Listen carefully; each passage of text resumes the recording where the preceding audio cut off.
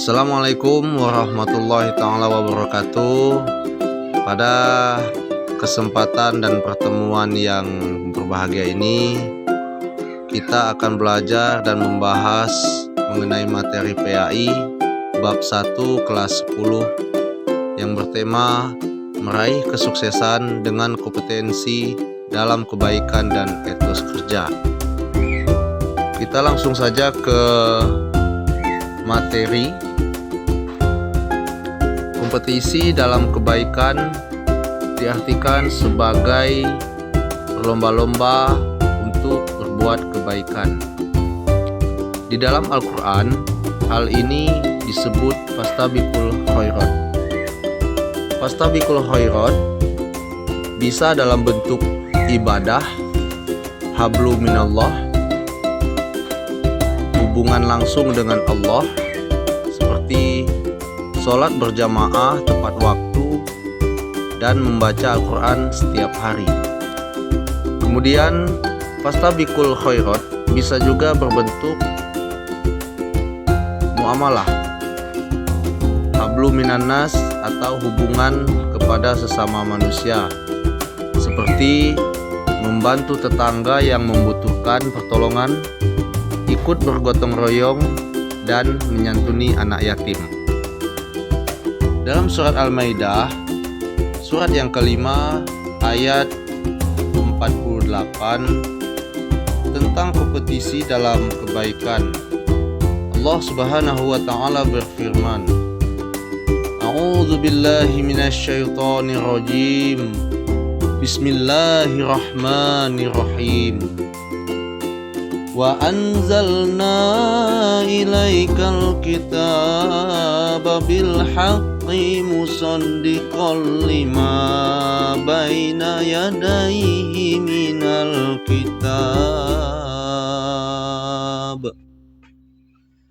minal kitabi wa muhaimina alaihi fahkum bainahum bima anzalallah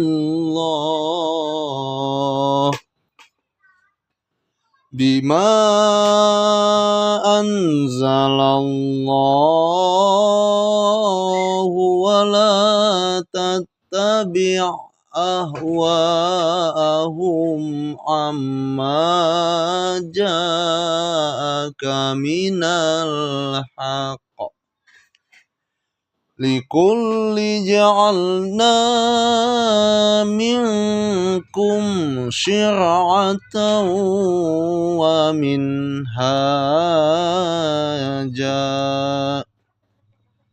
Walau sya'allahu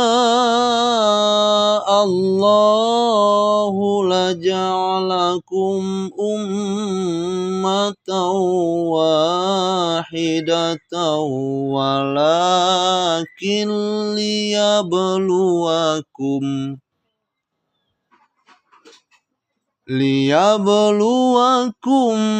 fima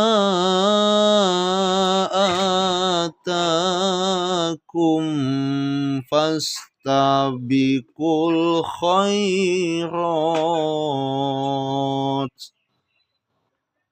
Ilallahi marji'ukum jami'an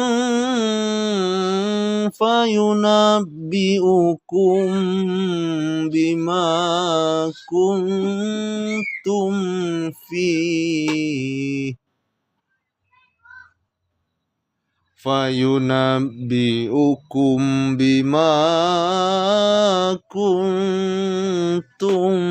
fihi takhtalifun. Artinya, dan kami telah turunkan kepadamu Al-Quran dengan membawa kebenaran, membenarkan apa yang sebelumnya, yaitu kitab-kitab yang diturunkan sebelumnya, dan batu ujian terhadap kitab-kitab yang lain itu. Maka putuskanlah perkara mereka menurut apa yang Allah turunkan, dan janganlah kamu mengikuti hawa nafsu mereka. dengan meninggalkan kebenaran yang telah datang kepadamu. Untuk tiap-tiap umat di antara kamu, kami berikan aturan dan jalan yang terang. Sekiranya Allah menghendaki, niscaya kamu dijadikannya satu umat, tetapi Allah hendak menguji kamu terhadap pemberiannya kepadamu. Maka berlomba-lombalah berbuat kebajikan. Hanya kepada Allah lah kembali kamu semuanya. Lalu diberitahukannya kepadamu apa yang telah kamu perselisihkan itu. Quran Surat Al-Maidah ayat 48.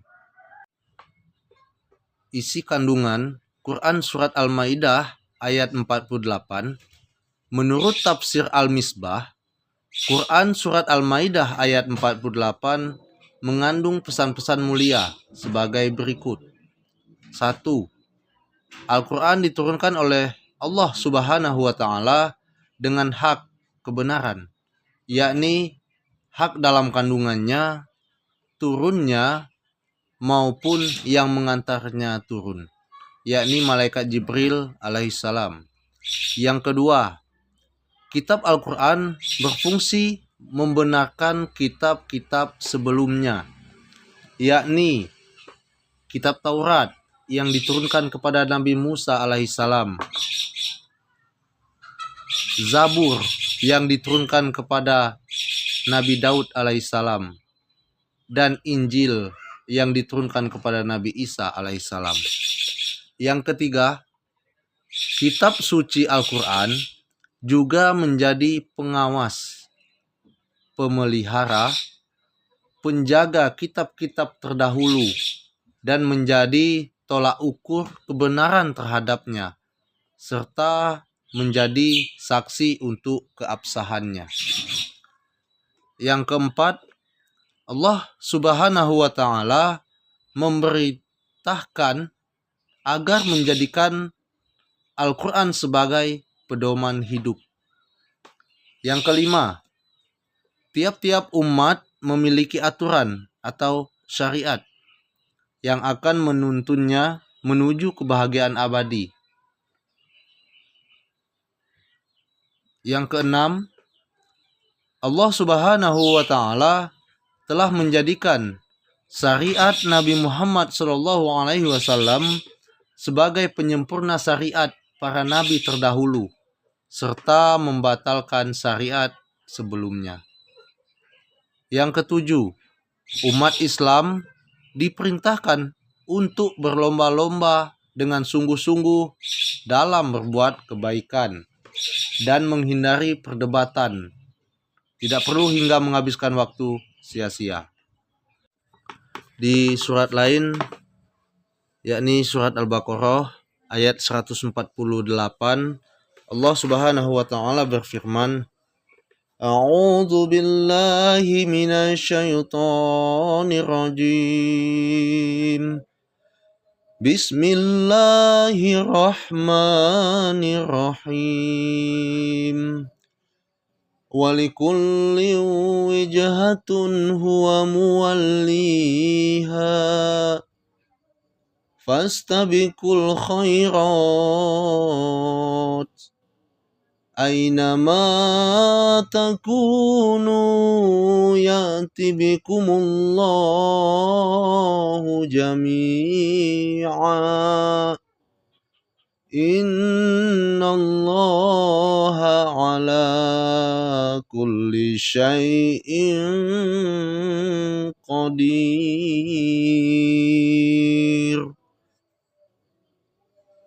Artinya, bagi setiap umat ada kiblat yang dia menghadap ke arahnya. Maka berlomba-lombalah kamu dalam berbagai kebajikan. Di mana saja kamu berada, pasti Allah akan mengumpulkan kamu semuanya. Sesungguhnya Allah Maha Kuasa atas segala sesuatu. Quran Surat Al-Baqarah ayat 148. Isi kandungan Quran Surat Al-Baqarah ayat 148. Yang pertama, setiap umat mempunyai kiblat atau syariat atau aturan masing-masing Bagi umat Islam, kiblatnya adalah Ka'bah sebagai pusat menghadap ketika sholat. Yang kedua, kaum muslimin hendaknya giat beribadah, beramal, bekerja, dan berlomba-lomba dalam kebaikan. Pada hari kiamat nanti, Allah Subhanahu wa Ta'ala akan mengumpulkan setiap umat manusia. Yang ketiga, pada saat itu manusia akan diadili dengan seadil-adilnya tentang perbuatan yang mereka lakukan ketika di dunia. Manusia akan dimintai pertanggungjawaban atas apa yang telah mereka kerjakan. Pada saat itu pula akan diketahui siapa di antara mereka yang paling benar dan paling baik amalnya. Umat Islam dan umat manusia pada umumnya diperintahkan untuk berlomba-lomba berbuat kebajikan, yaitu melakukan perbuatan-perbuatan yang bermanfaat untuk kesejahteraan umat manusia, baik lahiriah maupun batiniah, seperti berlomba-lomba mengembangkan ilmu pengetahuan dan teknologi yang dapat dimanfaatkan oleh manusia untuk mencapai kesejahteraan dan kemakmuran hidup di dunia, bukan sebaliknya yang digunakan untuk menyengsarakan atau mengancam kelangsungan kehidupan manusia. Isi kandungan surat Al-Baqarah ayat 148. Hadis kompetisi dalam kebaikan. An Abi Hurairah anna Rasulullah sallallahu alaihi wasallam qala badiru bil a'mali fitanan kaqita'il lailil muslimi yusbihur rujulu mu'mina wa yumsi kafiron au yumsi mu'mina wa yusbihu kafiro yabi'u dinahu bi'aradim minad dunya. Rawahul Muslim. Abu Hurairah radhiyallahu anhu berkata, Rasulullah shallallahu alaihi wasallam bersabda, segeralah beramal sebelum datangnya fitnah-fitnah seperti malam yang gelap gulita. Di pagi hari, seorang laki-laki dalam keadaan muslim lalu kafir di sore harinya. Di sore hari, seorang laki-laki dalam keadaan mukmin lalu kafir di pagi harinya. Dia menjual agamanya dengan kenikmatan dunia. Hadis riwayat Muslim. Pembahasan selanjutnya mengidentifikasi hukum bacaan tajwid Quran Surat Al-Ma'idah ayat 48. Wa anzalna ilaika. Hukum bacaannya mad jaiz munfasil. Mad tabi'i bertemu hamzah pada lafaz yang berbeda. Musaddiqal lima. Hukum bacaannya idgham bila gunnah. Fathah tanwin bertemu huruf lam. Wa muhaiminan alaih. Hukum bacaannya izhar. Fathah tanwin bertemu ain. Amma ja'aka. Hukum bacaannya mad wajib muttasil. Mad tabi'i bertemu hamzah pada lafaz yang sama. Ja'alna. Hukum bacaannya mad tabi'i. Ada fathah diikuti alif. Selanjutnya, menerapkan perilaku kompetisi dalam kebaikan untuk meraih kesuksesan.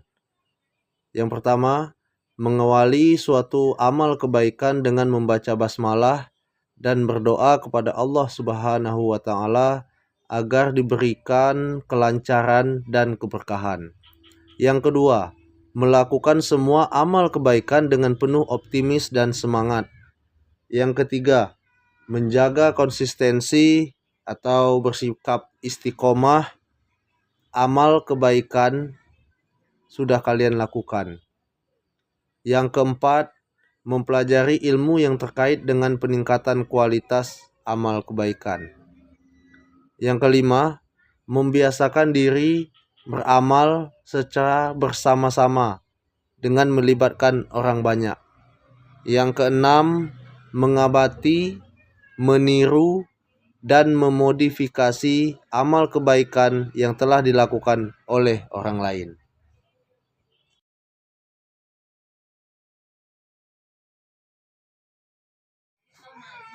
Bahasan materi selanjutnya yakni etos kerja. Pengertian karakteristik orang yang memiliki etos kerja. Etos kerja dapat diartikan sebagai kerja keras. Menurut Kamus Besar Bahasa Indonesia, etos kerja adalah semangat kerja yang menjadi ciri khas dan keyakinan seorang atas suatu kelompok. Yang pertama, memiliki sikap disiplin. Yang kedua, selalu menghargai waktu. Yang ketiga, memiliki inisiatif. Yang keempat, bertanggung jawab dalam bekerja. Yang kelima, memiliki dedikasi tinggi untuk pekerjaan. Di dalam Al-Quran, surat At-Taubah ayat 105 tentang etos kerja. Allah Subhanahu wa Ta'ala berfirman, Bismillahirrahmanirrahim. Wa qul ya'malu fasayarallahu amalukum wa rasulahu wal mu'minun wa saturudduna ila amilil ghaibi wasyahadati fayunabbi'ukum bima kuntum ta'malun. Artinya, dan katakanlah, bekerjalah kamu, maka Allah dan Rasul-Nya serta orang-orang mukmin akan melihat pekerjaanmu itu, dan kamu akan dikembalikan kepada Allah yang Maha Mengetahui akan yang gaib dan yang nyata, lalu diberitakannya kepadamu apa yang telah kamu kerjakan. Quran Surat At-Taubah ayat 105. Yang selanjutnya, cara meningkatkan etos kerja. Membuat skala prioritas semua pekerjaan yang mendesak untuk segera diselesaikan. Meningkatkan semangat, pengetahuan, dan keterampilan yang menunjang pekerjaan, melibatkan pekerjaan. Saling memberi motivasi kepada rekan kerja agar terjaga komitmen untuk maju dan sukses. Manfaat etos kerja. Terbiasa menghargai hasil yang sudah diraih. Menjaga martabat diri sendiri. Wujud pengabdian kepada Allah Subhanahu wa Ta'ala. Melatih sifat tabah, sabar, dan tawakal.